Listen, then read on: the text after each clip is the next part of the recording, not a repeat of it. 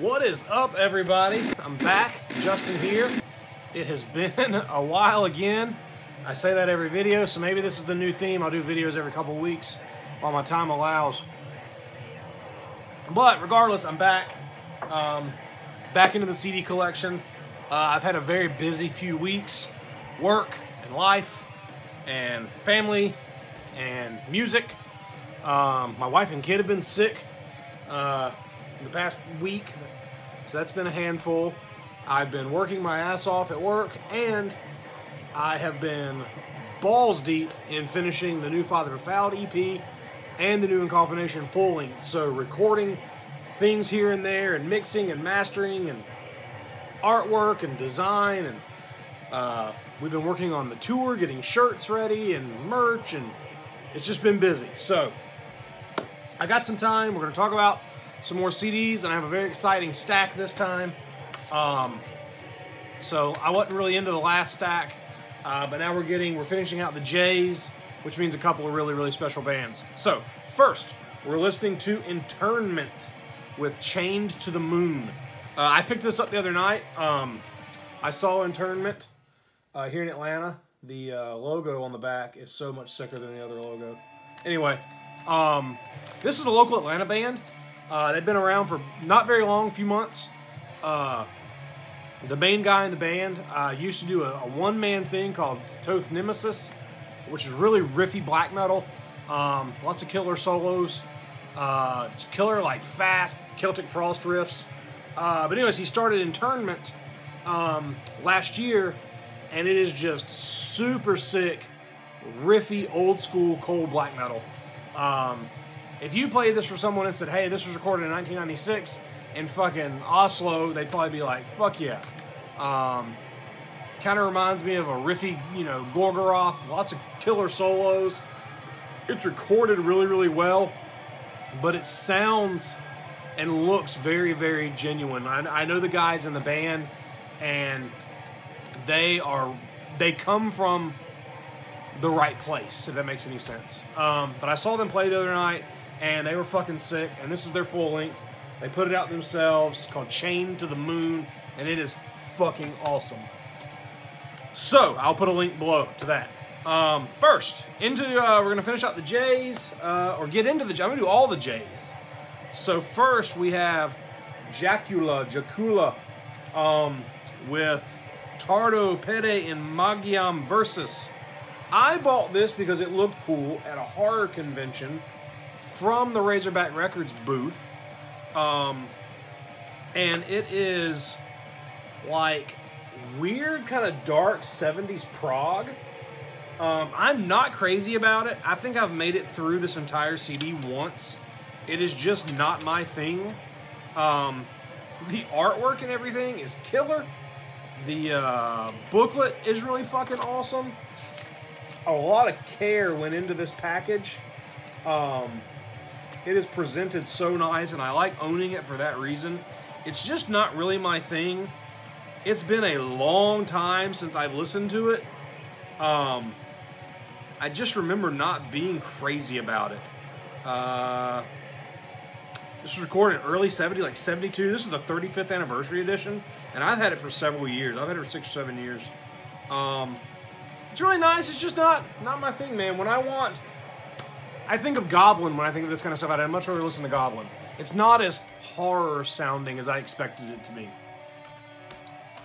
Next, we have Jasad with Witness of Perfect Torture. Jasad is an old Indonesian brutal death metal band. Kind of one of the bands that they're synonymous with Indonesian brutal death metal. Come to Indonesia. This came out on Forever Underground about 20 years ago. No, 2003. I think it was originally. It came out in like 97 or 98, and this was a re-release. I don't quite remember. I got this from Pathos Productions because his bullshit just fell out of it. I got ripped off by Forever Underground around this time. Regardless, this is just, you know, really fucking nasty, gurgly, Indonesian, slammy, brutal death metal. Real pingy. I haven't listened to this in a long time, but it's one of those that when I'm in the mood, I will reach for this one part of the time. Then we have Joy Division with Substance. I like Joy Division. You know, they've kind of become a meme in the last few years. Lots of people wearing Unknown Pleasures shirts. They don't know what it is. You know, Urban Outfitters selling Joy Division shirts, but I've been into Joy Division for a few years. I got into them late. It wasn't until I watched the movie Control, the movie about them, about Ian Curtis specifically, until I really got into Joy Division. So whatever year that came out. But I have Unknown Pleasures on vinyl. There's a really nice box set they did several years ago for the other album. The name's escaping me, and I want to pick that up. I had it in my hand at Wax and Facts one day in Atlanta and didn't buy it. Anyway, this is a collection, 1977 and 1980. I think I bought this at a pawn shop for $1 or something, but it's just kind of a greatest hits. It's got Warsaw on it, which is one of my favorite songs, which is from when they were called Warsaw. Love Will Tear Us Apart, Dead Souls, She's Lost Control. You know, it's really, really, really good. It's just a good, you know, look at the band if you don't know Joy Division. It's a good little, you know, greatest hits starting point. And like I said, I picked it up for like $1 one day. So now we're going to jump right into it. The reason we're here, ladies and gentlemen, Judas Iscariot. So Judas Iscariot is hands down my favorite black metal band. One of my favorite bands, period. Late 90s, around 99, 2000, I used to get Full Moon Productions catalogs in the mail, which are these little paper catalogs. I wish I still had them. Somebody posted some pictures of one on Facebook the other day, and it was so awesome. The nostalgia. But back then, you get these paper catalogs, and the print was super tiny, so they could cram everything in, but it was their entire distro in 4 pages. And I would just go through there and call them up and order a couple of CDs. Judas Iscariot was one of these bands that I knew nothing about. I liked the name. I liked how blatant and kind of visceral the name was.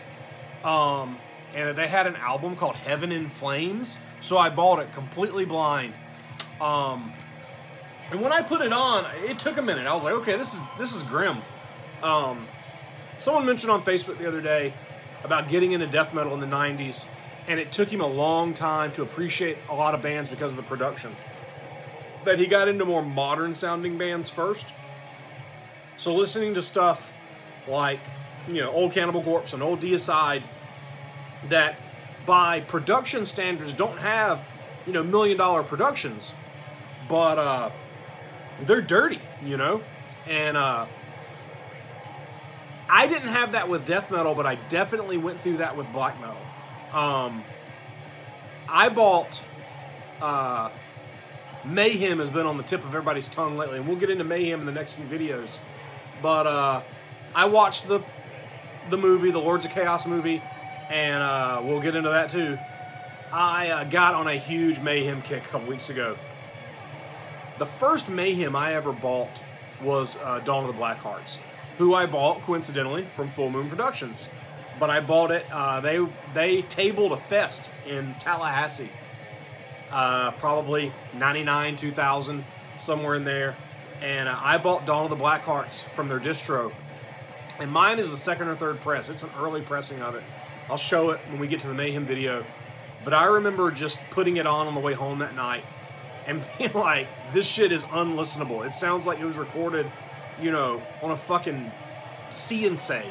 I couldn't make out anything. It was just noise. Years went by before I put it in, and began to appreciate it. Once I knew those songs and had heard them in other contexts, Dawn of the Blackhearts makes sense. And last week I put it on and I listened to it a bunch. I listened to it several times in a row. And it's funny like how well of a Mayhem recording it actually is. And the same thing with Judas Iscariot. The first time I put on Heaven in Flames, I was like, wow, this is rough. But if I go back now, 20 years later, Heaven in Flames has a fucking fantastic black metal production. So we will go kind of in order of how I got them. So I bought Heaven in Flames first. It is the OG. It is the kind of the record by which all black metal records are measured for me. The way Akhenaten wrote riffs, how cold it is, his vocal style that's kind of barked, raspy. He's the only American artist that can sing like that to me.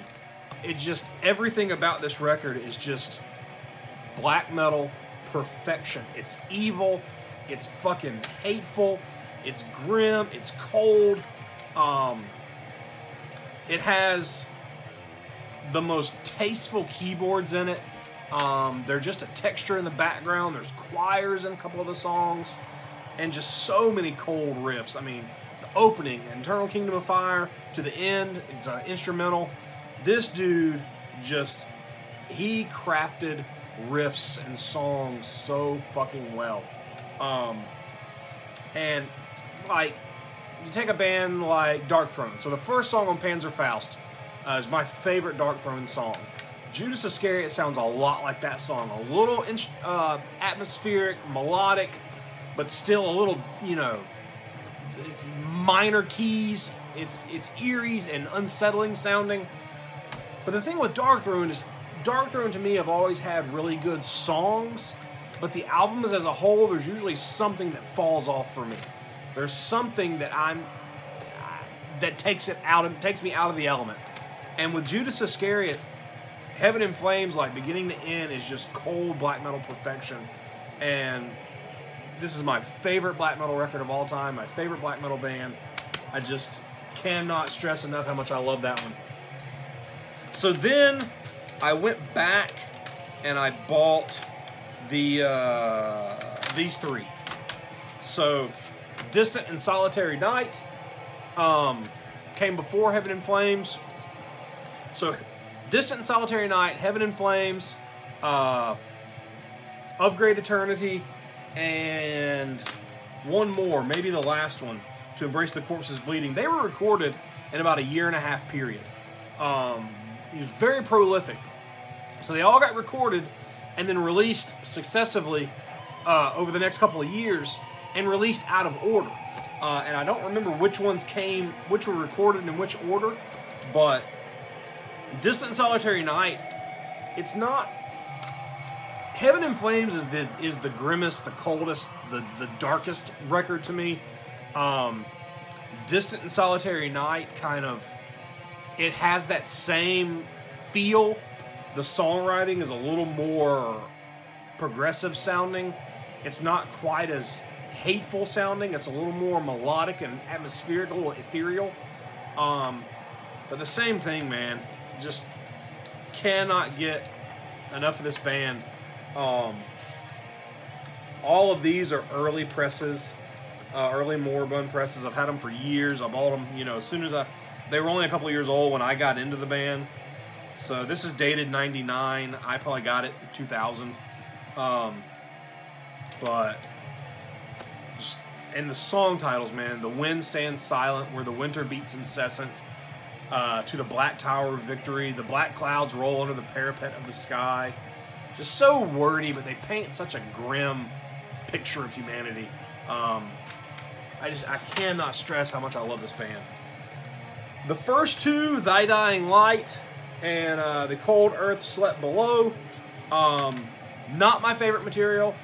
Very raw, very sloppy, but an idea of things to come. Every so often, I will grab one of these instead of one of the others that I like more. And I like these records because of the atmosphere they create. They're so grim. Very raw. Akhenaten was playing every instrument Not the best drummer on this stuff. It's kind of sloppy, and you can hear that. The timing and the meter's off, but it's what makes Judas Iscariot what it was. Somewhere along the line, he employed Dwayne Timlin. He's kind of a drummer for hire around the Chicago area. He's been in a bunch of black metal bands and death metal bands. He played drums on this, The Throne Conquered and Forgotten. It's an EP. And it is really chaotic and hateful and fast and nasty sounding. A lot of people claim this is their favorite Judas Iscariot, and I've never been as crazy about it because of how unhinged it is. Heaven in Flames is very calculated. It seems like he's very deliberate in what he's trying to do. And this one's a little more unhinged and wild, but just so fucking hateful sounding. And then the last album, To Embrace the Corpse's Bleeding. It's a sound of him progressing a little bit. It's a little cleaner. It's a little riffier. It's a little meatier.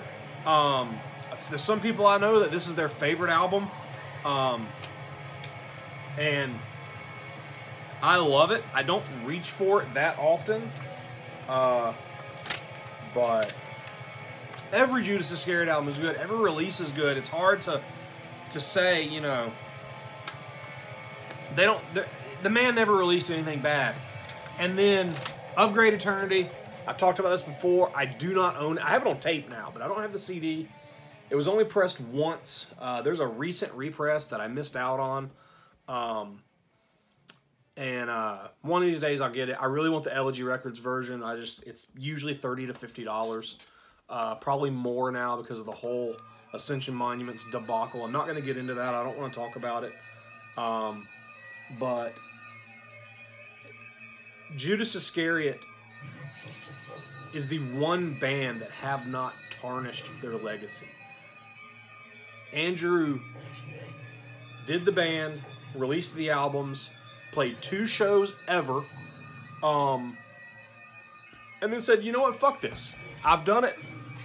I've completed what I wanted to do. I've extinguished it. I don't like where black metal is going. I'm going to remove myself from it. And now he's been gone for 15 years. He ended Judas Iscariot in like 03, 04 was the official statement, 02. I have the 7-inch with the announcement in it. He put out his very last release was a 7-inch, Midnight Frost. And in that is kind of the diatribe about, you know, ending the band.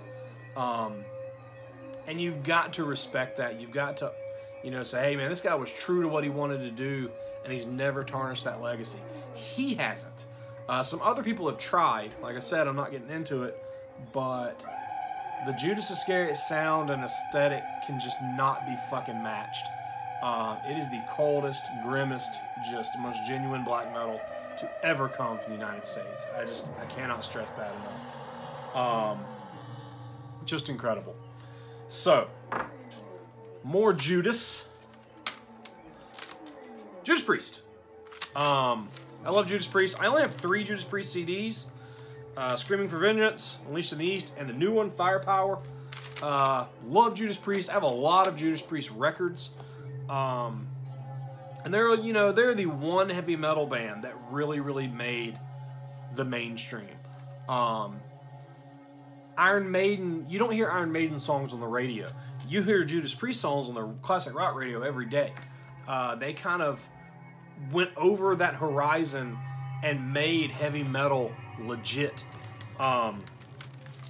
Screaming for Vengeance is my absolute favorite. Came out in '82.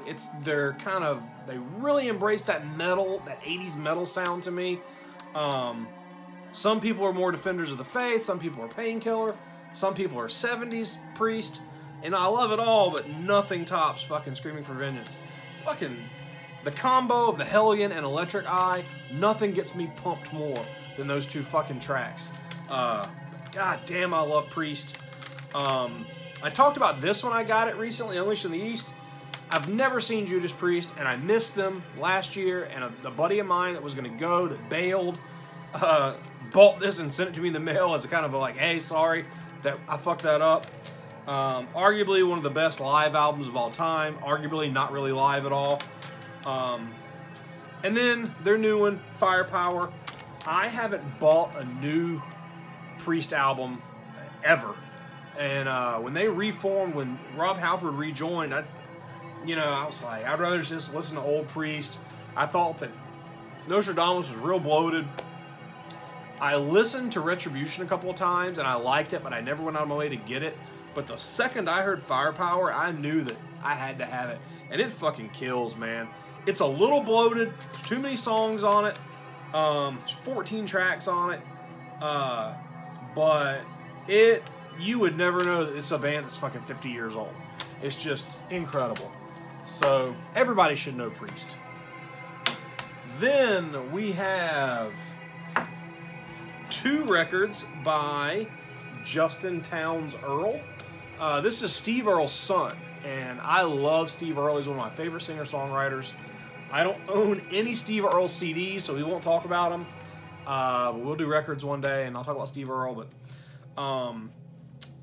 I saw Justin Townes Earle open for the Old Crow Medicine show, I don't know, 8 or 9 years ago. And we'll talk about Old Crow when we get to the O's. I love them. But he opened and instantly just fucking loved it. And it's kind of this old-timey Americana sound, kind of country, kind of folky. At the time, he only had this one album, The Good Life. So we bought it. Me and my wife have every JTE album, every LP. There's 4 or 5 of them now. Just really genuine, just, anti-pop country, popularity nonsense, Nashville bullshit. Just really, really, really killer stuff. I'll link it below if you like that kind of shit. Similar to his father, but a little more innocent sounding. And then this is Yuma. This is an EP. And this came out on a 10-inch. And I have the 10-inch, and this was in it. It's just a slip sleeve version of it. The song Yuma, the title track, is one of the best suicide songs ever. It's a really, really sad song about a guy getting up, getting dressed, sending a postcard to his love, and then killing himself. And it's one of those that you don't understand what's happening until the end when it happens. You're like, oh, fuck, that's deep. So, anyway, that's it for the J's. I got a few K's, and got a few more minutes. So we have Kill with Great Death. I saw Kill a few years ago here in Atlanta, and they were awesome. Befriended their singer, bass player, Carl. We've been in touch ever since. Shortly after that tour, they put out The Great Death, and it is just nasty fucking, bestial black metal, kind of war metal, kind of not. This record is really blown out, and it's a little overblown.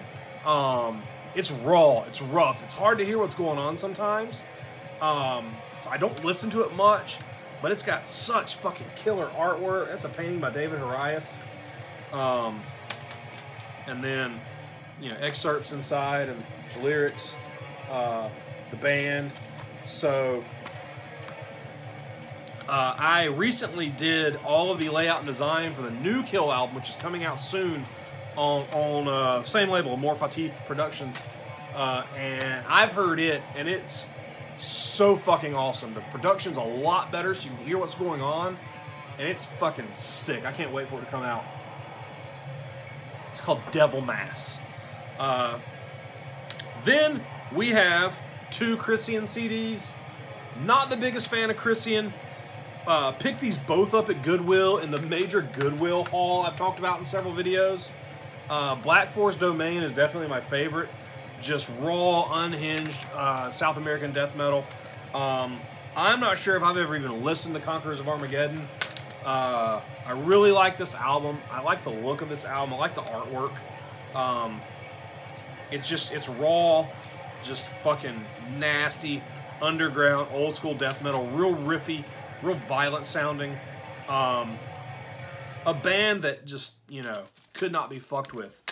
I heard their most recent album, and it is fucking garbage. Super slick production, super lifeless songwriting, and just riffs for the sake of riffs. It just, no, it didn't do it for me at all. I've seen them a couple of times. I saw them one night and didn't really pay attention to them. I stayed outside during them for most of their set, and I kind of regretted it. But Black Forest Domain, I mean, it's a classic, and I need to listen to it more. That really kind of, that's it for me and Christian. So, anyway, that's it. That's this stack. We got a couple more Ks, and we'll get into the Ls next time. I'm going to try to keep doing these more often. Like I said, I've got some more ideas coming up. I got a new little segment I want to do. I just got to have the time to do it. But you guys keep liking, keep subscribing, put on the bell notification so you'll know when I put these up. Keep commenting. I love talking to everybody about these albums and about metal. So keep it going, and I'll talk to you guys later.